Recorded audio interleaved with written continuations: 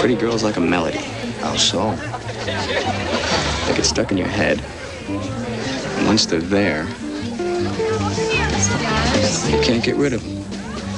Cafe Society opens in a New York nightclub in the early 1950s as a rich young playboy spots a glamour girl and is instantly fascinated, and his fascination leads to one of the more lurid scandals of the decade in this racy melodrama based on a true story.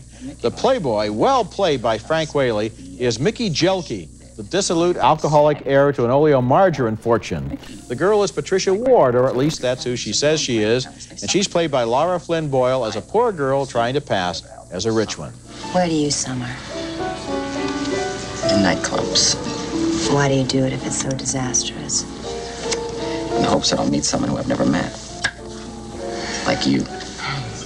Or perhaps someone you won't figure out in 5 seconds flat. That's never happened. It's about to. Tell me more. The third major player in the case is Peter Gallagher, playing an undercover cop who has become friends of Jelke, Ward, and their circle. His assignment is to gather evidence of depravity among the rich and famous to generate headlines at election time. What's the deal, Mickey? You running a whorehouse? I'm Mickey Jelke. What do I need money for? No, I'm just a benevolent patron to a bunch of slightly deviant individuals. Nothing wrong with that, is there? One of the best performances in the movie is by John Spencer, who plays a cynical, degenerate Broadway press agent who is also a pimp and specializes in providing expensive girls to guys who can afford them. Mo Persky don't pimp for those girls. He just gives me their phone numbers. And you tell them you're going to put them in pictures. They are already in pictures, Jack. I put them in business.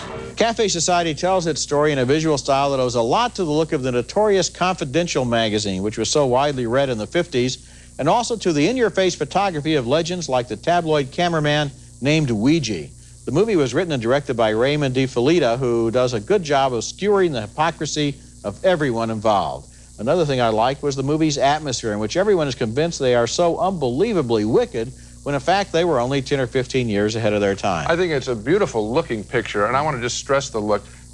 When you see this film, and you can see it from these clips, somebody worked very, very hard to recreate this. This is not just simple, you know, we'll get a little bit of Art Deco, Art Moderne stuff in the background and get some Store Club napkins or El Morocco, lights or something. They really worked hard in texturing the actual film itself, the actual photography of this stuff. It is beautifully done. There are lots of montages all the way through of the nightlife in the 50s, and then every single performance works. And Lara Flynn Boyle, I guess because of Twin Peaks, maybe she wasn't taken that seriously as an actress. I think she's a really fine actress, and she does a beautiful job. And I like Frank Whaley, too, who is so good as this kid who is young and callow and spoiled and evil. Very good. And selfish and drunk all the time. And Peter Gallagher, I remember saying sometimes he's too good looking for the roles he plays. Well, this time they've matched him perfectly. A great looking cop. I like what you said about the montages, too, because they look just right out of those 50s movies that this is kind of referring to. It's a wonderful piece of filmmaking and wonderful writing, too. Coming up next, a provocative film that asks the question,